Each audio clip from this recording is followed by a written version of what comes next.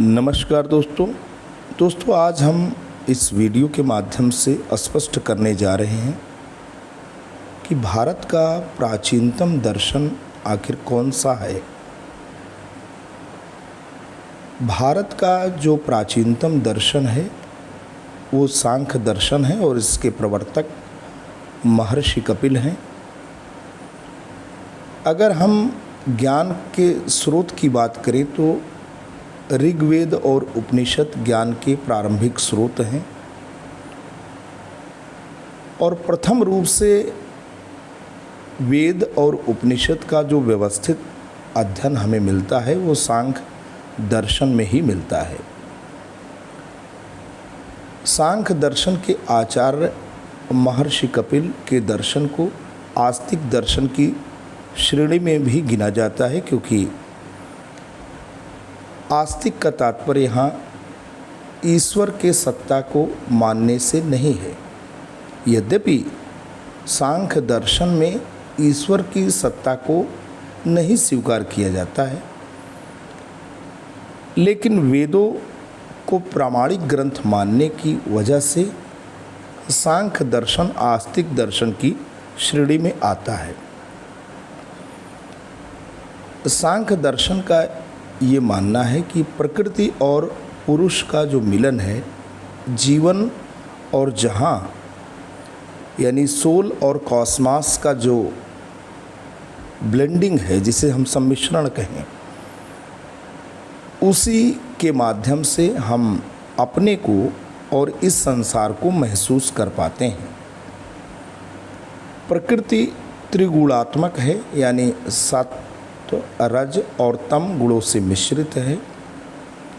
प्रकृति सक्रिय है और पुरुष अक्रिय है। पुरुष साक्षी है, शुद्ध है। तो अगर हम व्यक्ति को परिभाषित करें तो व्यक्ति शरीर नहीं बल्कि पुरुष और प्रकृति का संयुक्त स्वरूप ही है। अगर हम पुरुष के विषय में विचार करें तो पुरुष चेतन है, शुद्ध, नित्य एवं साक्षी है। प्रकृति जड़, परिवर्तनशील और त्रिगुणात्मक है। मन, बुद्धि, अहंकार और शरीर प्रकृति के विकार हैं। अब शिक्षा का उद्देश्य यही है कि प्रकृति और पुरुष के बीच में जो अंतर है उसे समझ लिया जाए तो किसी भी व्यक्ति को मोक्ष की प्राप्ति हो सकती है, जिसको सांख्य दर्शन कैवल्य के नाम से समझता है, जानता है। अज्ञान के कारण व्यक्ति स्वयं को शरीर मान लेता है और दुख का अनुभव करता है, जबकि दोस्तों सही अर्थ में व्यक्ति ना तो शरीर है, ना तो मन है, ना ही इंद्रियां हैं।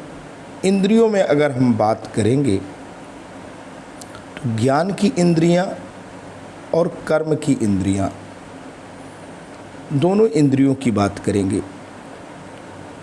लेकिन अज्ञानता के कारण व्यक्ति स्वयं को शरीर मान लेता है। व्यक्ति ना तो शरीर है, ना ही मन है, ना ही बुद्धि है और ना ही उससे संबंधित कोई भी, चाहे वो ज्ञान की इंद्रियां हों, चाहे वो कर्म की इंद्रियां हों, चाहे वो पंच महाभूत हों,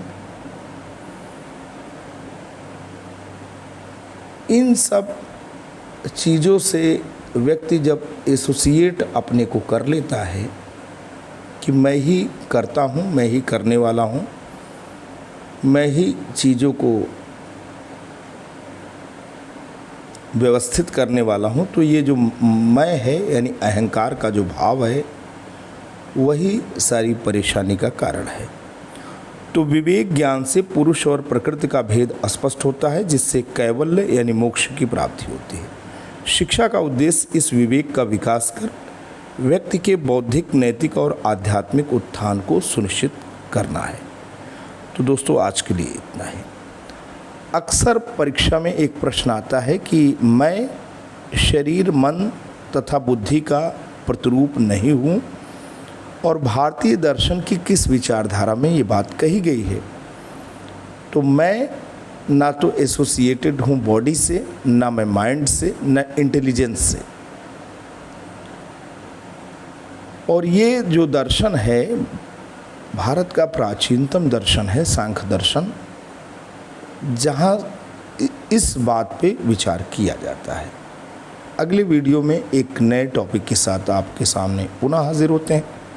तब तक के लिए जय हिंद, वंदे मातरम।